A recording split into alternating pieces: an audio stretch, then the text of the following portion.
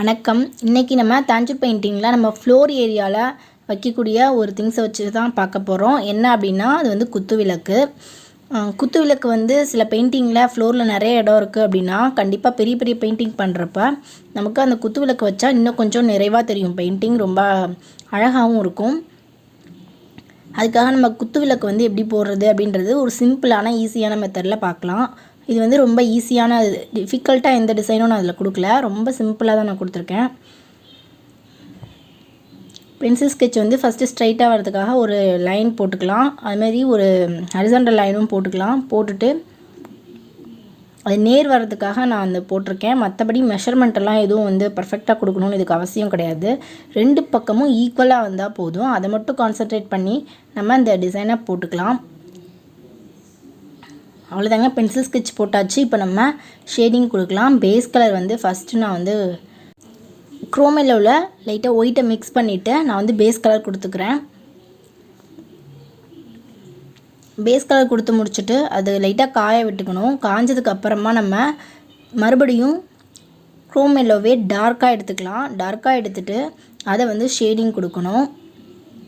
ஒரு பக்கமாக, அதாவது அந்த குத்துவிளக்கோட ஒரு பக்கம் மட்டும் டார்க்காக காட்டுற மாதிரி ஒரு பக்கம் மட்டும் குரோமெல்லோவை டைரெக்டாக அப்ளை பண்ணிக்கலாம். இந்த பக்கம் பார்த்தோம் அப்படின்னா ஒரு கார்னர் ஏரியாலையும் அந்த உள்பகுதி நிழல் தெரியக்கூடிய அந்த உள்பகுதியிலலாம் மட்டும் நம்ம வந்து அதை அப்ளை பண்ணிக்கலாம். அப்ளை பண்ணிவிட்டு இப்போ நம்ம ஆரஞ்சு கலர் எடுத்துகிட்டு ஷேடிங் கொடுக்கலாம். நான் வந்து ஆரஞ்சில் லைட்டாக கிரிம்சன் ரெட்டு மிக்ஸ் பண்ணிவிட்டு இப்போ நான் ஷேடிங்க்கு கொடுக்குறேன். ஏன்னா நம்ம கை வந்து கொடுத்துருந்தப்பவே நான் ஆரஞ்சு கலர் கொடுத்துருந்தது உங்களுக்கு வீடியோவில் சரியாக தெரியலை. ஸோ வீடியோக்காக வந்து நான் கிரிம்சன் ரெட்டை லைட்டாக ஆட் பண்ணியிருக்கேன். இன்னும் கொஞ்சம் டார்க்காக நமக்கு ரெக்கார்ட் ஆகும் அப்படின்னு சொல்லிட்டு. நீங்கள் ஆரஞ்சிலே நல்லா தெரியுது அப்படின்னா நம்ம அதோட கூட ஸ்டாப் பண்ணிக்கலாம். நான் லைட்டாக வந்து கிரிம்சன் ரெட்டை வந்து இதில் ஆட் பண்ணியிருக்கேன். ஆட் பண்ணிவிட்டு நான் ஷேடிங்க்கு வந்து கொடுக்குறேன். இந்த ஷேடோ இருக்கிற இடம் ஃபுல்லாக எல்லா இடத்துக்கும் கொடுத்துட்டு அந்த கார்னர் ஏரியாவுக்கும் கொடுத்துட்டு நான் ப்ரெஷ்ஷை வாஷ் பண்ணிவிட்டு நல்லா மெர்ச் பண்ணிக்கிறேன். ஃபுல்லாக எல்லா ஏரியாலையும் எங்கெல்லாம் நம்ம டச் பண்ணியிருக்கோமோ அங்கெல்லாம் வந்து மெர்ச் பண்ணிக்கலாம். மெர்ச் பண்ணிவிட்டு இப்போ மேலே இருக்கிறதுக்கும் அதே ஒர்க்கை முடிச்சிடலாம்.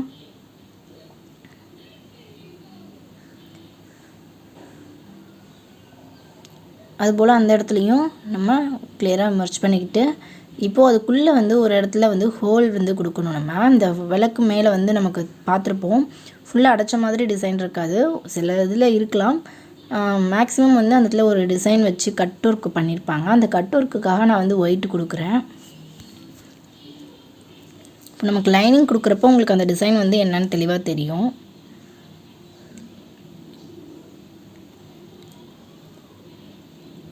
இப்போ நான் என்ன பண்ணுறேன்னா குரோமெல்லோவை வந்து டேரெக்டாக எடுத்துகிட்டு அந்த ஆரஞ்சு இப்போ நம்ம கொடுத்தோம்ல ஃபைனல் ஷேடிங் அதை வந்து மெர்ச் பண்ணி விடுறேன். இந்த கலரை லைட்டாக டச் பண்ணிவிட்டு நமக்கு மெர்ச் பண்ணுறப்ப இன்னும் நமக்கு வந்து இந்த கலர் வந்து பேச்சஸாக தெரியாமல் நல்லா கரெக்டாக இருக்கும், நமக்கு ஃபினிஷிங்காக இருக்கும்.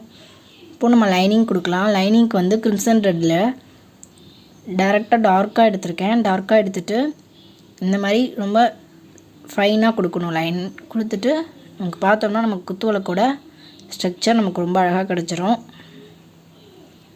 இப்போ நான் வந்து யூஸ் பண்ணிகிட்ருக்க ப்ரஷ் வந்து ஜெய்னா பிராண்டில் நமக்கு ஆன்லைனில் கிடைக்கிதுன்னு நான் உங்களுக்கு லிங்க்கு ஷேர் பண்ணியிருந்தேன்ல, அந்த ப்ரஷ்ஷு தான் வந்து நான் யூஸ் பண்ணியிருக்கேன். எப்படி இருக்குன்னு நான் இப்போ தான் ஃபஸ்ட் டைம் யூஸ் பண்ணி பார்க்குறேன். இந்த ஆரஞ்சு கலர் ப்ரஷ்ஷு இது வந்து சிந்தட்டிக் ஹேர் தான், இருந்தாலும் அந்த பிளாக் கலர் ஜெய்னா ப்ரஷ்ஷில் வர அளவுக்கு ஹேர் வந்து அவ்வளோ ஸ்டிஃப்னஸ் கிடைக்கல இதில். பட் ஓகே, நமக்கு ஒர்க் பண்ண முடியுது.